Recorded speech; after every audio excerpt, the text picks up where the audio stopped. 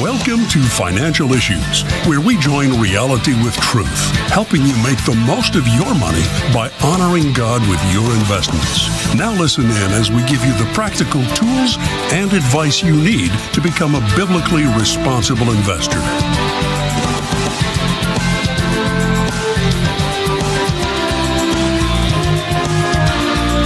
Good morning. Welcome to Financial Issues. Thank you for tuning in today. At Financial Issues, we are intently focused on defunding darkness and funding the light.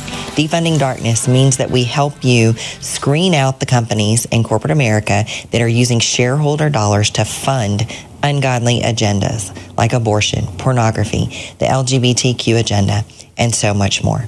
Funding the light means that we are encouraging you to be joyful, generous, and obedient givers.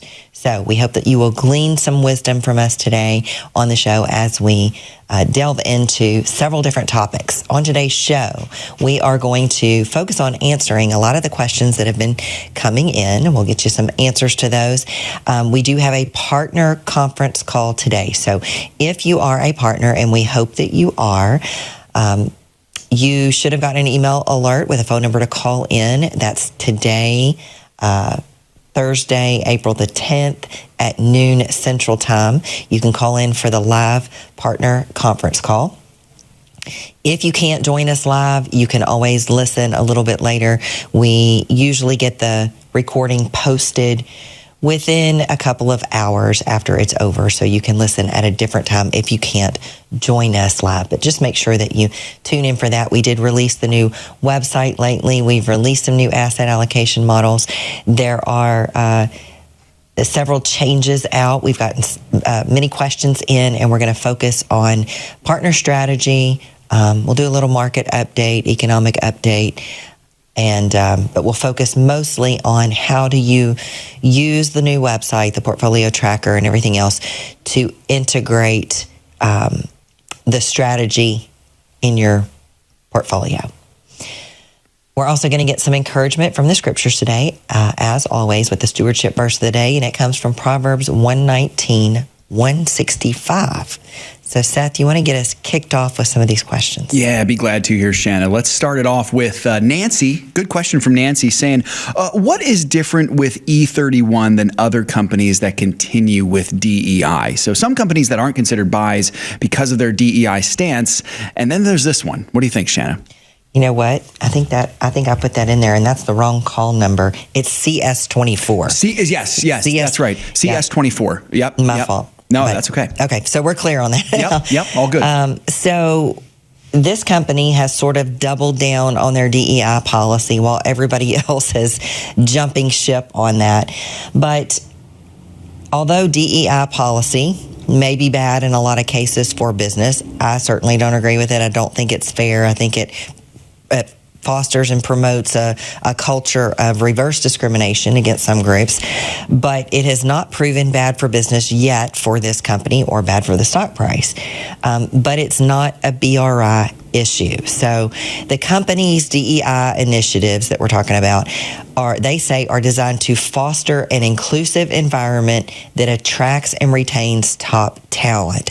So they believe that by forcing certain quotas, that's going to help them get the top talent that they need. Now, I don't necessarily agree with their stand on that, but there's a difference in saying, when a company says, we want to have an environment where everyone feels welcome versus actively using shareholder money to vigorously promote and defend an agenda like the LGBTQ. Now, lots of times when a company is heavily invested in DEI, they make BRI violations. That has not yet been the case for this company, but we can assure you that the moment we catch wind that they have violated one of our screens, they will be a sell.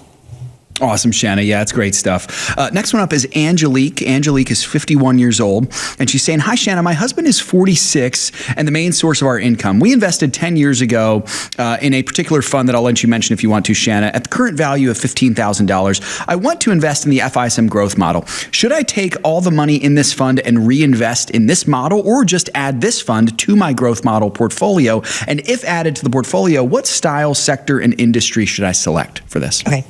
So great. So the fund that she's talking about is a Fidelity Mutual Fund, and it's one of their lifestyle funds, a targeted 2040 fund. The way that those funds work is they manage the asset allocation for you. So what you're telling them is, I'm going to 2040, and so they're going to morph the asset allocation from fairly aggressive to more conservative by the time that you get to 2040. So unfortunately, this fund is not biblically responsible. So if you put it through our screener, which you can get, with the new website, I don't know exactly where the screening tool is, but I'm sure I'll it's still look for there it right now, Shana. Okay, Yep. Let me know when you find it. Yep, but you can put in the symbol for this mutual fund or any stock or ETF that you own, and it'll tell you whether it screens clean or not. So if your heart is truly to honor the Lord and you're wanting to get rid of companies that are not biblically responsible or mutual funds, then the short answer is that you've got to get rid of this one.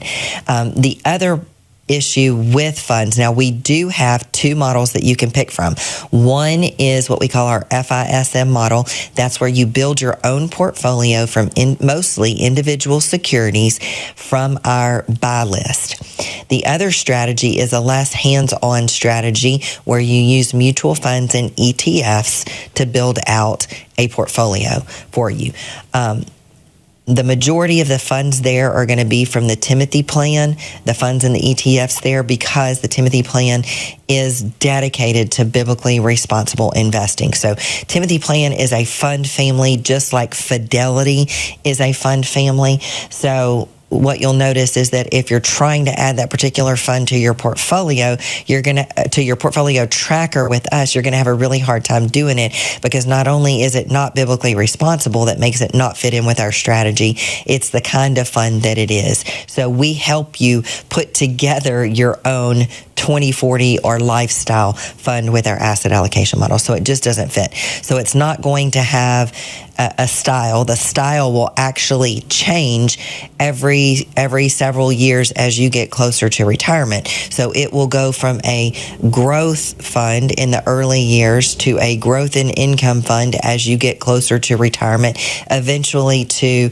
sort of a balanced or income style fund by the time that you get to 2040. So the style will morph.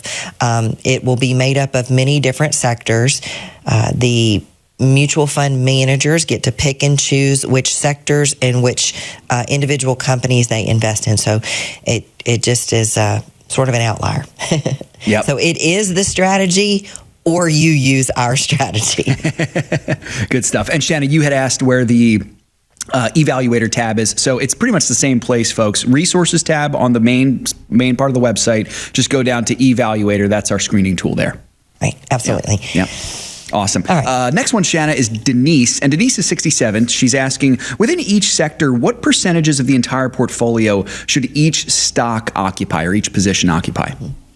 So our portfolios at Financial Issues tend to be a little bit more concentrated, meaning that, like, if you look at a mutual fund, you may see that the mutual fund is going to own anywhere from 100 to 500 different stocks, depending on how big it is. Some mutual funds are so large that they have to own almost everything. And what happens is, when you own too many stocks, you get diluted. So if a position in one stock makes up only 1/10 of a percentage point of your entire portfolio, it doesn't make that much of a difference if it goes up a lot or down a lot. It's not going to have much of a contribution to the overall portfolio. So our rule of thumb, and it's a rule, it's a guideline, not a real rule, is that when you're taking an initial position in an individual position, this does not apply to the mutual funds or ETFs on the list. So only the individual positions, that you start with between a 1% to 3% exposure. What will happen over time is that if the stock does or the position does a whole lot better than everything else, it will eventually make up a much larger percentage of your portfolio and contribute. That's what we saw or see with the S&P 500 is the companies that contribute most to the overall performance of the S&P 500 is because they make up a very large percentage of it just by the way that the index is calculated. So you start with 1 to 3%. You're going to have drift. And what that means is that the different securities in your portfolio are going to go up and down over time. So one day it may make up a larger percent than others. So you don't want to try to micromanage that allocation. You'll have some drift over that 3%. Where I would say it becomes alarming is when the one stock makes up more than 5% of your overall portfolio. All right, folks, we got to take a break, but hang with us. We'll be right back with more financial issues. I'm your host, Shana Burt. Don't forget about the partner conference call today and find out more information about our ministry at financialissues.org.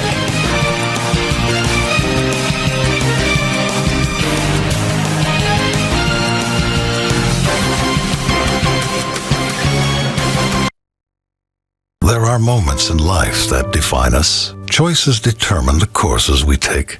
Choices that create life, or those that save a life. And some make life worthwhile. There are decisions to stay, or to go, to remain the same, or to grow. Sometimes we pray and make peace. Other times we take a stand for what we believe.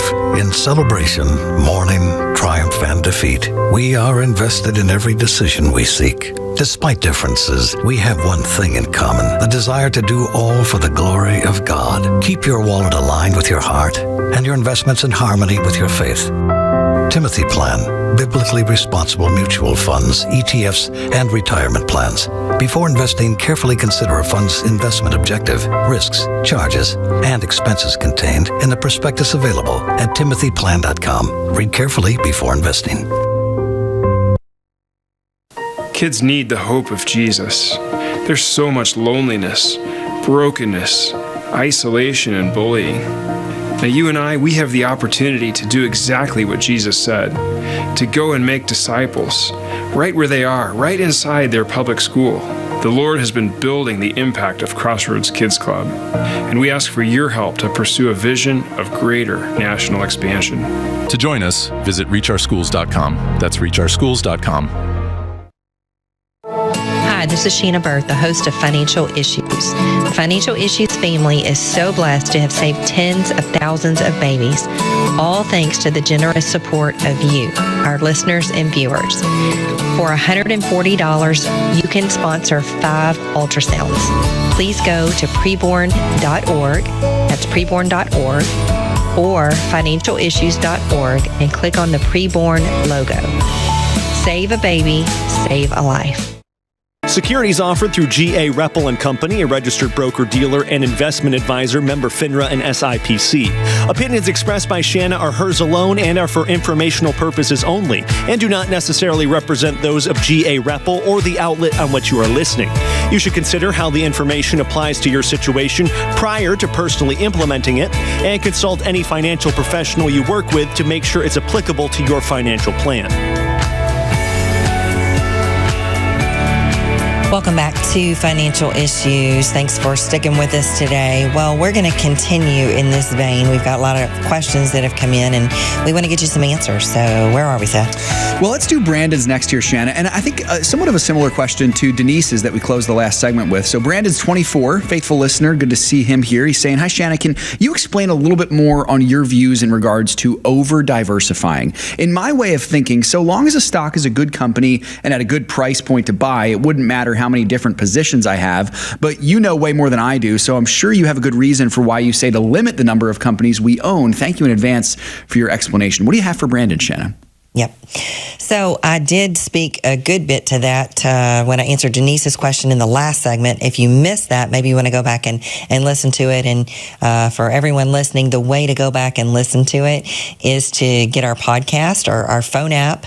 If you get our phone app, you'll get all of the podcasts. You can listen to them double speed. If I talk too slow for you, you can eliminate the breaks, and so you can get a whole show done in a short period of time. You can also skip through things. I want to say fast forward and rewind, but that kind of dates me, I think. I know. That's awesome. That kind of dates me. Yeah. But and we also have our podcast on Apple and Spotify, so you can go back there and listen to my answer to Denise. But I do have. I want to go a little bit deeper on this too. So let's just say that at 24 years old, you're intently focused on growth. You're not interested in income stocks. You're not even really, you don't even really care if a company pays a dividend or not. You're looking for the highest growth kinds of stocks. So if you only have a certain criteria, if you're only looking for companies that meet certain criteria, you're going to find most of the ones like I just mentioned in technology. That means that you're going to end up with a portfolio with mostly technology stocks. Same goes for income. If you're on the other end of the spectrum, if you're looking for income stocks, you're going to find the best yielding stocks in financials, REITs, and preferreds, and you may end up with a portfolio of only those kind of stocks. So what happens is that this kind of approach will lead you to be overweighted in just a few sectors. So what normally happens, there's a normal business cycle that happens. We have a peak, we have a decline, we have a trough, we have a recovery, we have another peak, so on and so forth. And different sectors perform better during different cycles of the economy. So being truly diversified means that you have enough companies in the different sectors. Now, obviously, if you're 24, you're going to have more technology exposure than if you're 74. If your risk tolerance follows the normal age life cycle for it. So you just don't want to end up with too many positions, like I said to Denise, because you'll end up diluted. You'll end up, if you own 20 tech companies, then, odds are that you're not getting the best of the best in each of the different industries. So, that's good. Thank you, Shana. Linda's up next here, and Linda is asking, please explain how a perpetual preferred stock works. Also, is it safe to have a preferred stock if it's a microcap company? I'm referring to two stocks on your buy list, FP42 and FP83. And Linda's 73, Shana. What do you think? Yeah. So there certainly are more market risk, more uncertainty with microcap stocks than larger. But anything that shows up on our buy list, we have a pretty good level of safety with. So anytime you're investing in anything on our buy list, there's that comes with that. Market risk means that the stock price can go down. It also means that the company could totally cease to exist, go bankrupt, and go to zero. So, we do a lot of research to try to minimize those probabilities, but it's still always a possibility that those things could happen. So, and the way that that investments work just in general, the more risk you take, the more return that you can make. So you have to decide, how much risk am I willing to take if I want to try to minimize the risk, even in the way that I do preferreds. Maybe I want to stick to the larger companies and avoid the microcaps. Is that 83? FP? Yeah, FP83. Yeah. I don't believe that's a microcap. That's a pretty large company. But the other one that you mentioned, I think is. But the way that a perpetual preferred stock works is that the call date is perpetual. So it means that you're going to keep the shares of the preferred stock. You're going to continue to get the dividend that it pays on a regular basis perpetually. It means that it doesn't have a due date. Now, most of these perpetual preferred stocks can be called in at any time. So the company could say, it's sort of like your car loan. Let's just say you have a car loan, you have the use of your car while you're paying your note while you own the car, but you could choose to pay off that loan at any time. So if you come into a lot of money, maybe if you're wanting to retire some of your debt, get out of debt, maybe you go ahead and you pay off the loan, and then you don't have to pay the interest to the financial institution that you made the loan from. So it works the same way. If let's say that they have a preferred that's paying 8% and interest rates get down really low, and they decide that they can refinance that debt at a much lower rate, say at 4%, or get rid of it altogether, then they may just give you your return the par value, which for most preferreds is $25, and then they don't have to pay you interest anymore, and you have to find somewhere new to put that money. Awesome, Shana. Good stuff. Pat is up next. Pat says, thanks for all you do. I love the new website. Saying, we purchase stocks fixed to fill up sectors after the new growth and income model came out. With the market down, when do you advise purchasing again? Pat is 73 and in the growth and income model. Yeah, so we like a dollar cost averaging approach to investing. So whenever you have a sum of money, whether it's money that's never been invested anymore and you call that new money, or whether it's just excess cash because you're rebalancing, you're looking at your portfolio tracker, you see all of the areas where you're too heavily weighted and you start to take some money out of those sectors, well, it naturally first flows to cash, and then you have a buildup of cash. So, I mean, if it's a little bit of cash that you have to redeploy, you can do it over the next, 2 to 3 months. If it's a lot of cash that you need to redeploy into other sectors, I would take a little bit longer approach. So I would maybe divide that up by, say, 6 to 9 months, and then deploy, just have a disciplined strategy. If I did it today, next month on the same day of the month, I'm going to deploy a little bit more. As the market seems to have a lot of volatility, and, we think can still have a good bit of downside volatility left. Perhaps when you see a really good price on something, maybe if you already have enough companies in one particular sector, but you have some companies that have gone down in value since you bought them, maybe you add back into them to get them up to your targeted allocation. That gives you a chance to average down. Awesome, Shana. It might be the last one we have before the stewardship verse, but Taylor is saying, please comment on the news that MA23 is diluting stock. 65 years old. What do you think? Well, I don't know specifically what news that they're talking about. Could be that they issue new shares, but when a company issues new shares, basically what they are doing is they are diluting ownership. Very simply put, if you once owned, and I'm going to use really small numbers, this is not how things work, but if you own 100 shares of a company that only has 1,000 outstanding shares, you're a 10% owner of that company.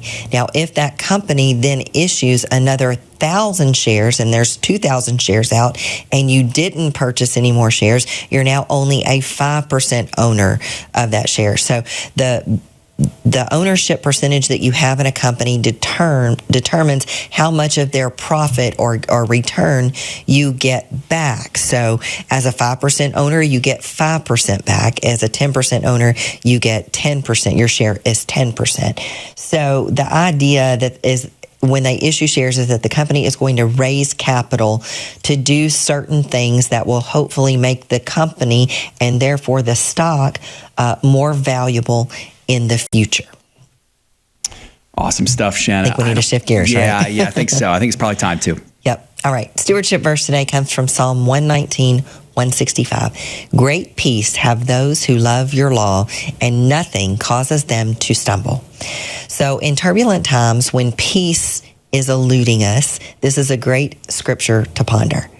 We can ask ourselves, if peace comes from loving God's laws, not from external circumstances like how blessed I am with material possessions, or maybe there's a lack of challenging circumstances, and that's why I consider myself to have peace or be blessed, then how much do I really love God's law? Perhaps if we consider which of his laws we are not particularly loving, then maybe we can, or maybe even be totally rejecting, then perhaps we can discover why we don't have peace in a certain area. So I live in a world where what is happening in the markets impacts a lot of things for me. When it's down, so is my income. And my personal investments. When it's down, my time is in much higher demand as I'm called on to provide answers to help calm fears for clients and partners. So it's hard to fight off fear that is trying to steal my peace. Well, I've lived and worked through some pretty financially scary times. The dot-com bubble, Enron, 9/11, the great financial crisis, the COVID crash, just to name a few. What I found is that if I take my fears to God, He reminds me in His Word that He made me, He loves me, and He will provide for me in the ways that He knows is best. So let's not seek solace and security from wealth, because if we do, we are in for some major stumbling, because it is the love of money that is the root of all kinds of evil. Rather, let us find the peace that is found in Christ alone by regularly reviewing and applying His laws. Well, one thing that you can do to honor God is biblically responsible investing. And our partners over at the Timothy Plan know that better than almost anyone else. They are committed to biblically responsible investing. They give you alternatives. They give you mutual funds and ETFs that help you to honor the Lord in the way that you invest, be biblically responsible, and feel good about what you're doing with your investments. You can find out more information at thetimothyplan.com. Well, folks, we have to go for now and take a break, but stay tuned. We'll be back with more financial issues. Where's Mima? We found out Shepard's diagnosis when I was about 17 weeks pregnant. We learned that he was going to need a series of surgeries after he was born in order to give him what they considered a normal life. And we weren't sure how this worked. Yeah, very emotional, very, very broken. And as my wife just said, not sure how this worked. And called Samaritan, and they said, you just go have that baby. You leave the rest to us. And just to hear the confidence on the other end of the phone of this is not something that you need to be concerned about at all. You focus on the health of your family, the health of your baby, and we will walk with you every step of the way.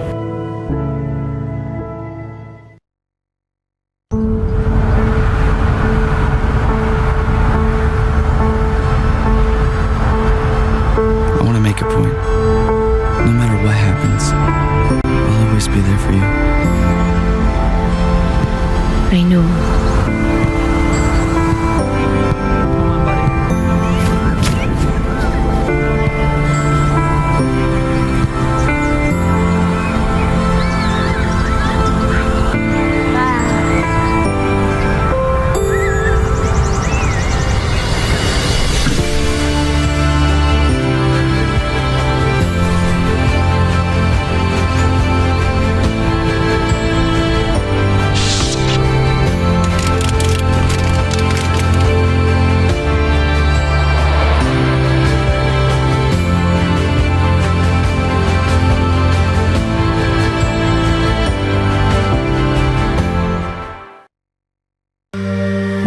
My wife and I, we moved into this neighborhood. We had some experience with Crossroads Kids Club. We had served at another club. We kind of thought to ourselves, like, it would be really, really cool for us to actually bring in a club that was able to share the love of Jesus with kids directly into the school. And so we started our Crossroads at Hilltop. Crossroads is amazing. You can learn all kinds of things about God. That He loves all of us. He died on the cross to pay for our sins. That He will help me in every way. There is just such tremendous opportunity to reach kids in some of these areas that just aren't being reached.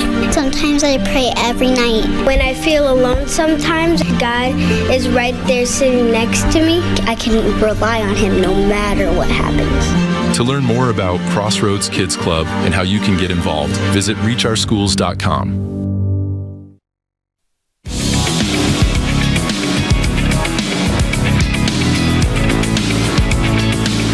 Hey, Hey, thanks for hanging with us here, folks, on Financial Issues.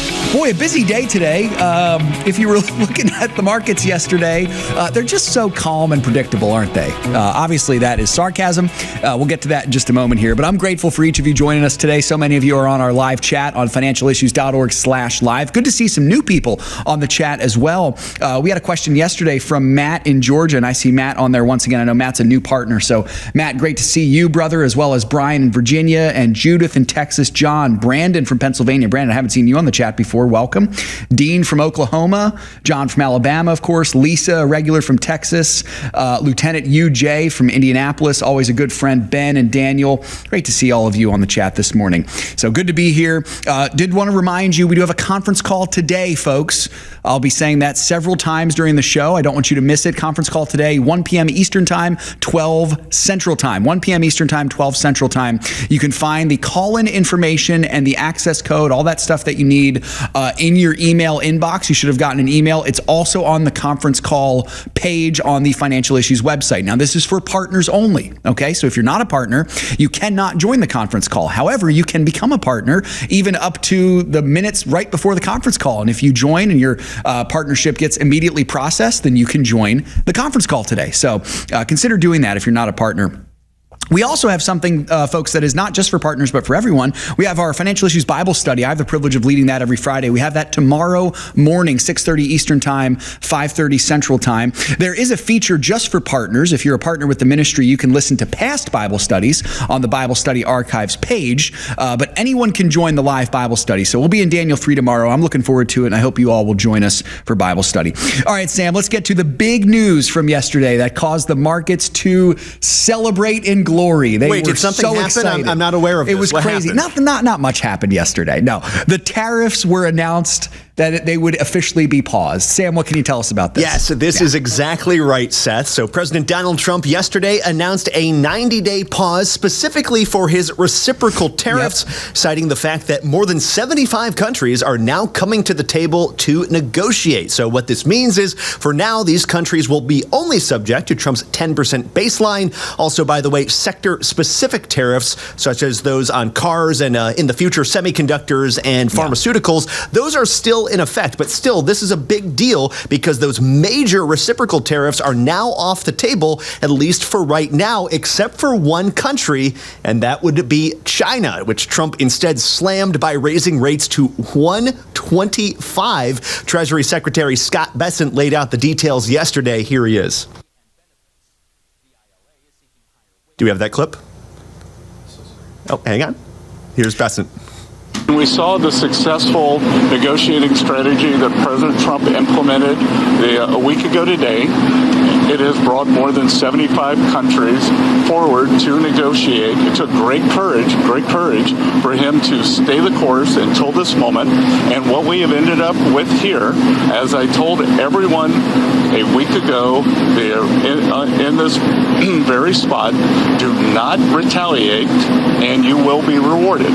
So every country in the world who wants to come and negotiate, we are willing to hear you. We're going to go down to a 10% baseline tariff for them, and China will be raised to 125 due to their insistence on escalation.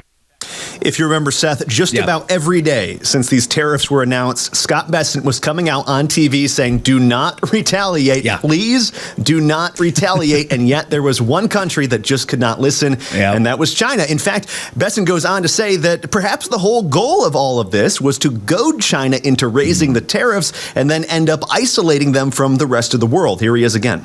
This was his strategy all along, and that you might even say that he goaded China into a bad position. They responded. They have shown themselves to the world to be the bad actors, and we are willing to cooperate with our allies and with our trading partners who did not retaliate. It wasn't a hard message. Don't retaliate. Things will turn out well. And yet, despite all this, because of those 125% tariffs perhaps, Trump says he's fairly confident that China will eventually make a deal. Nothing's over yet, but we have a tremendous amount of spirit from other countries, including China. China wants to make a deal. They just don't know how quite to go about it. You know, it's one of those things they don't know how quite. They're proud people. And President Xi's a proud man. I know him very well, and they don't know quite how to go about it, but they'll figure it out. They're in the process of figuring it out, but they want to make a deal. All right, quite the doozy of some headlines, Seth. So what do we make of it? What are the markets saying? Well, Sam, I think, first of all, let me say this. I think Trump's exactly right. And if this is the strategy all along, I got to say it's a pretty brilliant strategy. The markets obviously were thrilled by this. So if you kept an eye on the markets yesterday, it was pretty nuts. So they opened pretty negatively yesterday. Ever rational, predictable markets, they shot up like a rocket for what would be really a titanic, record-breaking day, folks, for the benchmark indices.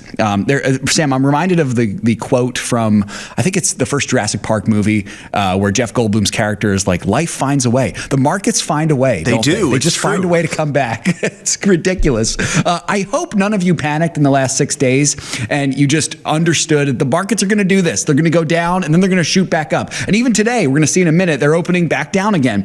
But yesterday by the closing bell, get this. So the Dow Jones finished up almost 8 full percentage points. That was the biggest single day for the Dow Jones Industrials since March of 2020. That was the outset of the COVID-19 pandemic lockdowns.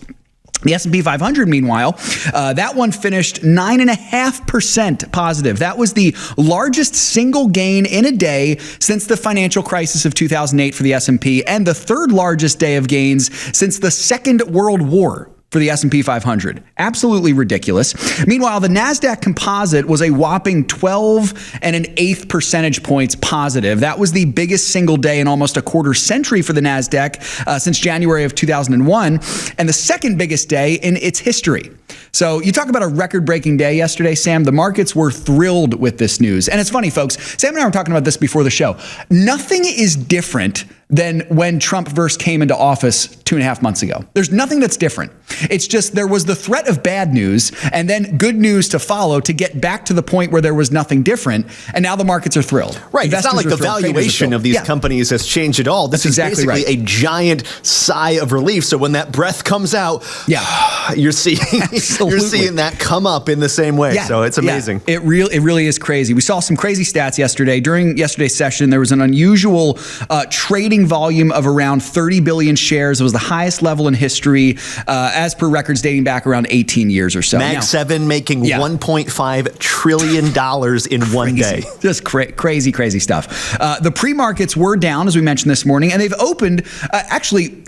You know, on a normal day, we would say, wow, the markets are getting clobbered today. But based on what we've seen the last week, this is par for the course here. The Dow Jones is now down 2.25 percentage points. The S&P 500 is down 2.5, roughly, and the NASDAQ is down 3 percentage points. But again, compared to what happened yesterday, there's really not a lot to sneeze at there. Well, Seth, Trump said yesterday it's the time to buy. He put out his post on Truth Social. He says, be cool. Everything's going to work out well. This is a great time to buy. You know, I was kicking myself. I still had some cash to deploy. And I'm like, I should have bought more of that dip. But woulda, coulda, shoulda. Do not try to time the market. Right. Just get in when you think it's time to get in. That's well said. When you have the opportunity to get in, and you have the cash to deploy, and you feel good about it, and you can see how it might fit into your strategy, and you're ready to weather the storms, the ups and downs for a long time, folks, that might be the time to get in. Not trying to time it right when you're going to hit that bottom part. Folks, none of us can do that. You know, that's well, I just learned I certainly can't. Yeah, so. Exactly. Well, I can't either, Sam. And I think that the best investors and traders on Wall Street can't do it either. People try to do it all the time. They can't do it. It's not possible to do. I believe that theologically, the specifics of the market is one of those things that only the Lord knows. Just like the Lord only knows his will of decree, what's going to happen in the future. He only knows that as well. So we have to be faithful with what we can do, use the wisdom with what we have, and certainly certainly not be pulled to and fro by what the markets are doing. Absolutely. So, Sam, it was interesting. Obviously, we all love a day like yesterday, but I wanted to pose this question. Should we really be thrilled to see the indices as enslaved to whatever cultural reaction to the news of the day it is? I mean, shouldn't we, ideally you would trust that the markets would be reacting, based on the data that's available rather than based on the emotions. But clearly emotions have something to do with it. Yeah, I mean, you don't want to say that this purely was all emotional because, yes, those tariffs were significant and it was going to impact how companies do business. Yeah. And for the last week or so, traders really were not sure what they're going to do. But you're right. It does seem that a lot of this is a sigh of relief. It's a sugar high in some way. And it's not specifically related to any market valuation. And how I know this is that, let's say Trump never did those reciprocal tariffs, but he just did the 10% baseline tariff and the 25% auto tariff, the markets would still be down because of those. And those are still on the table. It's like the market's not even factoring those in anymore. They're just so happy these other tariffs are off. So this is a lot of this is just a sugar high, I think. Yeah, definitely. So folks, it's a great reminder that rather than trying to micromanage your strategy to time the markets exactly right, isn't it far better just to stick to a good, solid, long-term strategy? Watch when the markets go down and when they go up. If you're concerned about it, don't look at your portfolio. Just like our founder, Dan Celia, he did that really well in 2008. He very rarely looked at his positions, and he was able to weather that storm and stay through it. It's far better to build wealth little by little, folks. That's what we're trying to really say here. That's the point that we're making. If you got questions, folks, we hope that you will put them into the chat. Call in as well. Phone lines are open, 610-363-1110. When we come back, we'll answer one of your partner questions. We get the Ag Report, other news headlines as well right after this. Stick with it. It's up to us to stand up and say, enough is enough. All of this unbiblical stuff that's going on, whether it's abortion or transsexual or LGBTQ, widespread pornography, human trafficking. Bottom line, it's still up to us. If we stop investing in these corporations that are trying to destroy us, sooner or later they're going to wake up. To learn more about biblically responsible mutual funds and ETFs, go to timothyplan.com. Through the ministry of Preborn, the Financial Issues family has saved tens of thousands of lives of babies. What an amazing job that God has done through you, the Financial Issues family. Would you join us in saving the lives of babies? What an amazing reunion we will have in glory, meeting all the people that we have saved. Please go to preborn.org, that is preborn.org, or financialissues.org, and click on the Preborn banner.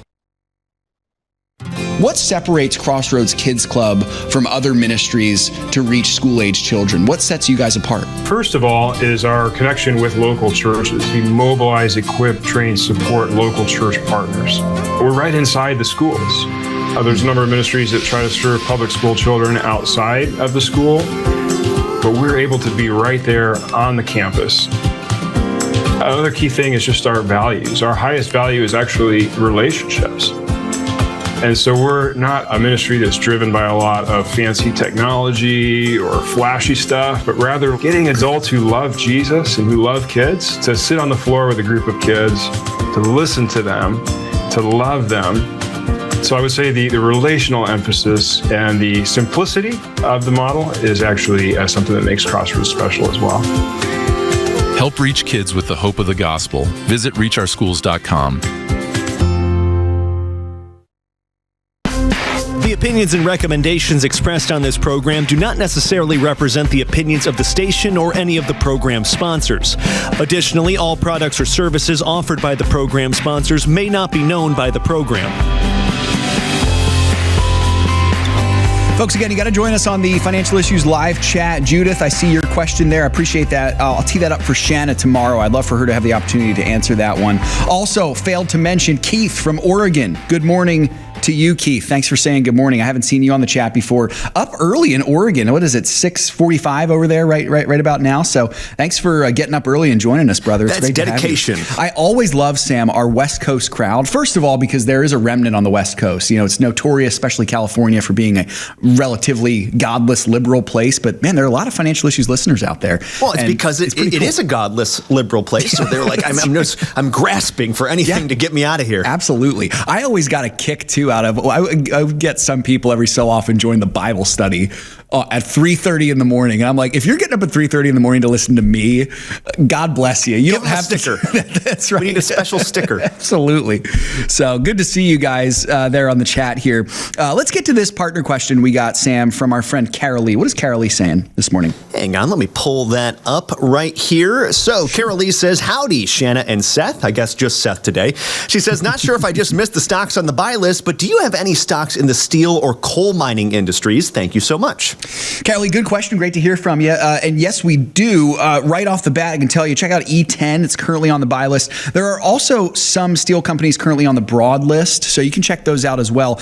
And, you know, Carol Lee, I'm glad you asked this question because this is a good reminder for folks. If you need a little bit of coaching on the new website, a great feature that we have, if you go to the broad list page, you can now type in, code words. So search words. If you go to the broad list or the buy list page, it's the same kind of website configuration there. That top right-hand sign of the page, there's a little search bar. If you type in coal or steel or any other kind of keyword that you want to use, Carol Lee, you can actually find the answer to your question on your own there. So that's just one of the really great new features that we have on the new website. So try that out if you're curious. You know, if you're thinking, I'd love to be able to look for some stocks that might be somewhere like this or in this particular industry or this particular commodity, something like that. Type that in, see what you can find. I have a feeling you might be able to find some. Certainly right now, especially because the buy list is pretty robust. So we're thrilled about that. And I do just want to tell you also, folks, speaking of things that we're thrilled about, we're loving this new website. I'm so grateful that so many of you are also. And if you got questions about it, again, reach out to Pat at financialissues.org. You can also put your questions in on the show, absolutely, or you can type in that contact button at the top hand of the front page of the website, and that'll get those questions right to us there. So, Carol Lee, great to hear from you. Hope Nelson's doing well. I miss you guys. It was great to see you at the retreat a couple years ago, and God willing, whenever the next retreat is, I'd love to be able to see you there also. That's great stuff. All right, folks, let's hear from Craig Haugaard today with the ag update, and then we'll talk a little bit more about what's going on, really more kind of in a global perspective and some other kind of niche news headlines having to do with these tariffs. But before all that, here's Craig Haugaard with today's Ag Report. This is Craig Haugaard with your Financial Issues Ag Update for April 10th. Well, the resiliency of this corn market tells us we have a pretty strong fundamental story. Now, today we're going to have the April USDA stocks report, and traders are looking for a reduction in U.S. corn ending stocks due to anticipated 25 to 50 million bushel increase in exports. Now, in spite of May futures posting their highest close since February 27th, farmers continue to be reluctant sellers. Yesterday's close had May corn a nickel higher at $4.74 per bushel. What a day for soybeans. Holy cow, May futures closed 43 cents off of Monday's lows after that late session announcement from President Trump that he's pausing tariffs on all countries except China for 90 days. Looking at possible remaining bean exports to China, we have 72 million bushels of unshipped bean sales that increasingly look like they're probably not going to get shipped. May beans finished today 20 cents higher at $10.12 3/4. Wheat benefited from a weaker dollar and weather concerns. Now, we've got traders watching the weather closely. The expectation that the weekly wheat crop ratings will decline next week. We have temperatures tending towards the low 90s for the U.S. Southern Plains, which is hard red winter wheat country, and wet conditions in the soft red winter wheat areas. Yesterday found Minneapolis May wheat 7 3/4 cents higher at $6.08 3/4. Kansas City rose by 6.5 cents to close at $5.68, and Chicago was 2 1/4 cents better at $5.42 1/4. Cotton futures had a pretty favorable reaction to the tariff news. May futures ended the session 105 points points higher at 66.63. Livestock futures were stronger. We had June live cattle $4.75 higher at $198.37.5 per hundredweight. May feeder cattle rose by $6.47.5, settling at $278.20 per hundred. And June lean hog futures were $1.92.5 higher at $91.70 per hundredweight. Milk futures also kept their rally going. We had the closing bell, May futures 47 cents higher at $17.39. This has been Craig Haugaard with your Financial Issues Ag Update. We'll be right back with more financial issues after this. Always good to hear from Craig Haugaard. Quick reminder, I just wanted to mention with Carolee's question. Carolee asked a really good one, and I just want to remind you folks, again, this will sound like a broken record for some of you, but for some of the new ones, a good reminder, do not buy from the broad list. Remember, the broad list is simply there for, for your reminder that these are companies that we're keeping an eye on. They're biblically responsible companies, but if you're placing new money, probably is not a good thing for you to do. It's actually definitely not a good thing for you to do to buy off of the broad list. You only want to buy from the buy list. Just wanted to make sure that we reminded you. Maybe we need a big there. sign at the top of the broad maybe list just, says, do even, not buy from the broad list. Even if it's just, rather than, in addition to that, get this, picture this for a moment. If I have a huge cardboard sign in front of me, so no one sees my face, just says, don't buy from the broad list, then people will know. Yeah, that would work. You could still do the show that way. That's right. You can do that. Oh, absolutely. Absolutely. It wouldn't make any difference for our radio audience. Yeah. No, it's good stuff. Carolee, thanks for that question. Hey, we did get some breaking news. Sam, I don't know if you want to fill everyone in on what you just told me during the ag report, but it looks like countries are coming to the table quickly here. What have we got? Yes, very, very quick. I'm getting this from CNBC, their updates here. National Economic Council Director Kevin Hasset says that maybe 15 countries now have made explicit tariff deals to offer to the U.S. Trade Representative. He says the administration is looking at those offers and, quote, deciding whether they're good enough to present to the president. He says that of the number of countries that actively are beginning negotiations with the U.S. is closing in on 20. Yeah. Awesome stuff. So we're seeing they're coming to the table. Like you said the other day, Sam, the table's growing and people are coming. So it's pull good up stuff. the chairs. Yep. Well, let's move now here to, again, we've been talking about China. What's going on here from China's perspective, Sam, especially when we're talking about GDP? Because, oftentimes I think we think about how these tariffs will impact us. They're going to have an impact on China big time, big time. Yes, because China is an export country. Yeah. We're the buyers. They're the sellers. Yep. It's going to hurt them way more than it's going to hurt us. Something Scott Bessent and Trump have been saying all along. Trump said that China is going to make a deal, and probably here's why. According to Goldman Sachs, they say that Trump's tariffs could cut China's GDP growth in half. They say Trump's 125% tariffs on China could reduce the growth of China's economy by 2.4%. As of right now, China currently projects a growth target of 5% for this year. Goldman Sachs is still holding on to a prediction of about 4.5% for China, but they say the likelihood that's going to be a lot lower has grown significantly in light of these tariffs. Yep, good stuff there as always, Sam. I'm wondering, I'd love to know, be a fly on the wall in some of Xi Jinping's meetings. I actually love to be a fly on the wall because that'd be a lot safer than being an American in one of those meetings, I think. But being able to just hear what's going on. It would probably sound like Chinese. It probably would. Yeah, you probably still wouldn't know. Yeah, that's exactly right. So good stuff there. All right, Sam, let's switch gears here for just a moment.